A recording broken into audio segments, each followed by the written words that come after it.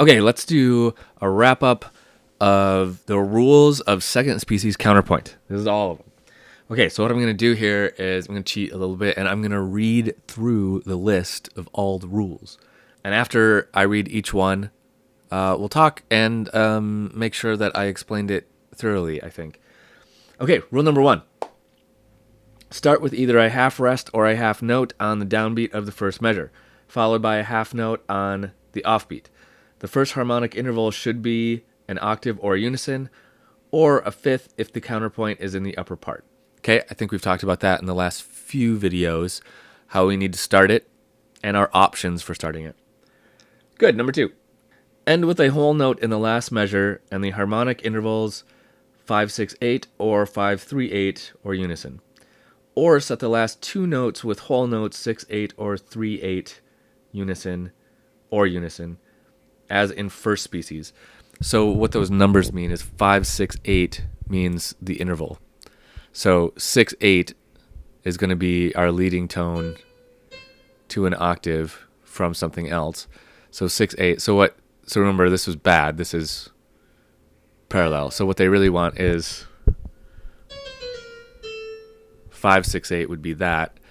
So 5-6-8 is a good way to end. Other options, 5-3-8. So that would be, so if that's 5 and I want to make this a 3, D, F. And then we went down to C. That doesn't work very well in this context. That would be 5-3-8. But those are our options for ending. Okay, number 3. Other than the beginning and close, use whole notes throughout for the contus and half notes for the counterpoint. An immediate repetition of the same pitch is not allowed within the bar or over the bar line. I'm not sure if we addressed that last one. You can't repeat pitches. So, for example, this would not be allowed the same pitch twice.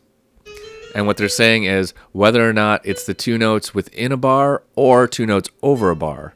So that would not be allowed either. You cannot repeat pitches back to back. Number 4, write consonant harmonic intervals on the beat. They also may appear on the offbeats, approached as consonant skips, steps, or leaps. Okay, I think we've talked about that one. All the beats have to have consonant intervals on it. The offbeats can have consonant intervals as long as they're set up through a consonant step, skip, or leap. Number 5, include dissonant harmonic intervals 2, 4, 7, 9, and diminished fifth and augmented fourth, if resolved correctly, on the offbeats as passing or, more rarely, neighbor tones. Okay, I think we've covered that. We know what passing tones are. We know what neighbor tones are.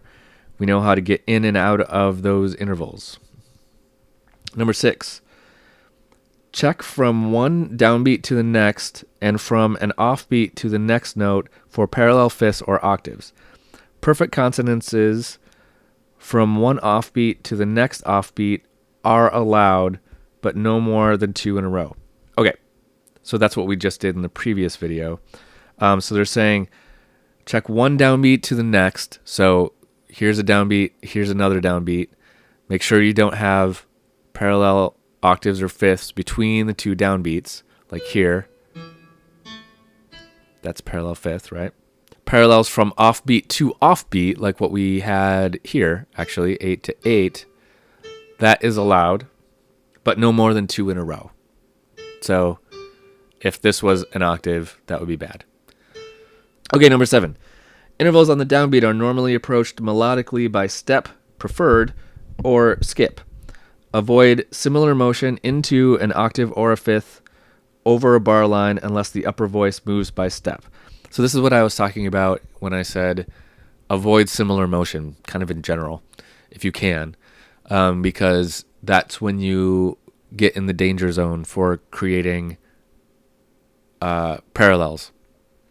Number 8, use no accidentals except to raise flat 7 and flat 6 if necessary at the close in minor settings. So everything should stay in key, unless we're in a minor key, and at the end of it, you need to raise the 6 and 7 to get us that leading tone. Number 9, last one.